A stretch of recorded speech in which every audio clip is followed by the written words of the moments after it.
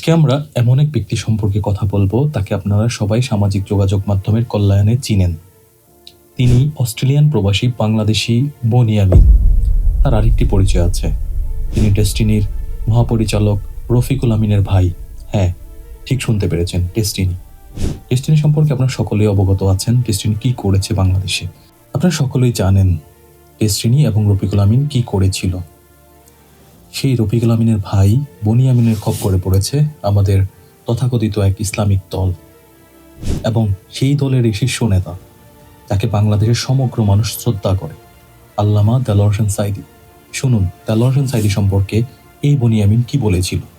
আমাদেরকে সেই রকম ইমাম দাও যারা নিজ দেশে ভাড়া করা কোন সুযোগ সন্ধানী, কোন খ্রিস্টান, কোন সুযোগ সন্ধানী হিন্দু ভাড়াটিয়া কোন মেম্বারদেরকে নিয়ে ওয়াজের ময়দানে তারা যেন ধর্মান্তরিত হয়েছে এই রকম যেন না করতে হয়। অর্থাৎ কোন দেলোয়ার হোসেন সাঈদী জিন্দা কাফের। এবং আমি তাকে আমার জীবনের একেবারে যৌবনকাল থেকে জানতাম যে একটা বিশ্ব টাউট, বিশ্ব বদমাশ।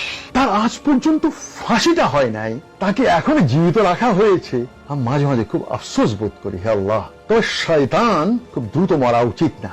সেদিক থেকে ভাবলে আবার ভাবি যে না, ওকে জিন্দা রেখে ওরে তিল তিল করে জেলের মধ্যে কষ্ট দেওয়া উচিত। এই লোকটাই প্রথম কিছু তারপরেও ওই ইসলামী দলের লোকজন তাকে এমনভাবে শ্রদ্ধা করে, তার জন্য শ্রদ্ধা এমনভাবে মাথা নত করে, যেটা আমাকে বিস্মিত করে।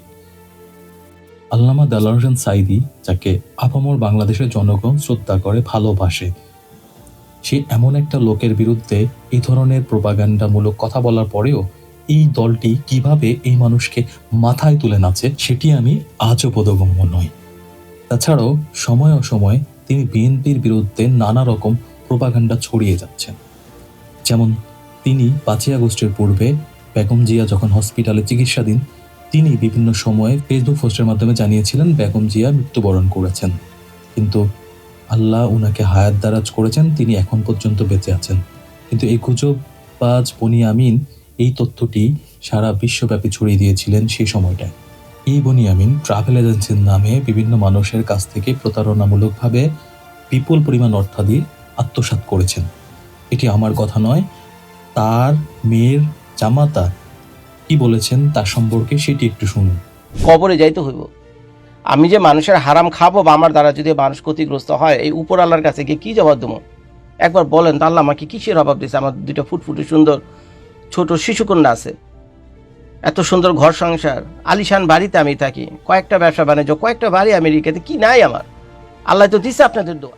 বিভিন্ন মানুষজন খামাখা আমার মেসেঞ্জারে এসে মেসেজ দিয়ে ভেড়া ফেলা যে জজ ভাই, আপনি তো ভালো মনে করতাম, এই যে দেখেন আপনার শ্বশুর যেগুলো বলছে, আমাদেরকে আমেরিকাতে নিয়ে যাবো, আমাদেরকে ক্যানাডাতে নিয়ে যাবো, আমাদেরকে জাপানের সফরসঙ্গী হিসেবে নিয়ে যাবো, তারপর কয়েকটা ট্রাভেল এজেন্সির সাথে তার ভালো সম্পর্ক আছে, তো সেগুলোরও রেফারেন্স দেয়। ভাই সেই সূত্র ধরে তো আমরা সেই ট্রাভেল এজেন্সিতে গেছি, ভাই আমাদেরকে তো খাইয়া ফতুর করে দিছে। কারো কাছ থেকে 50,000 টাকা নিচ্ছে, কারো কাছ থেকে 5 লাখ টাকা নিচ্ছে, কারো কাছ থেকে 2 লাখ টাকা নিচ্ছে। এই সব কাহিনী দিয়ে আমার ফেসবুকে ঢোকাই যান, আমি মেসেঞ্জার ভরা, কেমনটা লাগে মেজাজটা। এখন ভাই আমি কি কোনোদিন বলছি আমি আপনাদেরকে যে আমার শ্বশুরকে টাকা পয়সা দেওয়ার জন্য বলছি কোনোদিন? এখন আমার শ্বশুর ভালো করুক মন্দ করুক, তার পাপ আর পুণ্য তার সাথে যাবে, সে যখন মরবে এগুলো তার সাথে যাবে, আল্লাহর কাছে জবাবদিহি করবে সে, আমি তার করবো না। তো এখন আমার কাছে এসে বিচার দেন কেন?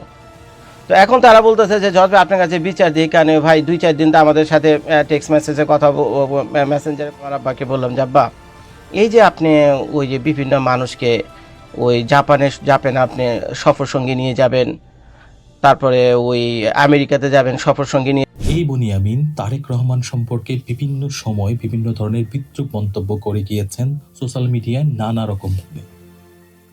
এমনকি তারেক রহমান দেশে আসার যখন প্রিপারেশন নিচ্ছিলেন, তার দল জানিয়েছিল তিনি 25শে ডিসেম্বর দেশে ফিরছেন, কিন্তু এই বনিয়ামিন ফেসবুক পোস্টের মাধ্যমে জানিয়ে দিয়েছেন যে তারেক রহমান দেশে ফিরবে না।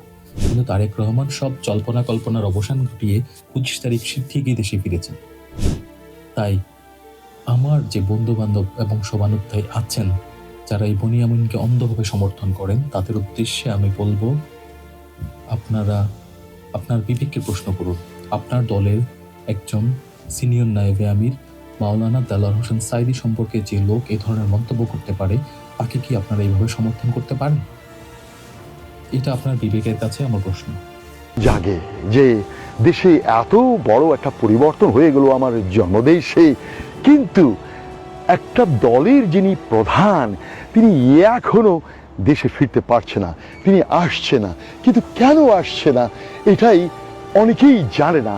সবার শুধু একটি স্বপ্ন, কবে তিনি আসবেন, কবে আসবেন। সিনেমার বিজ্ঞাপনের মতো আসিতেছে আসিতেছে।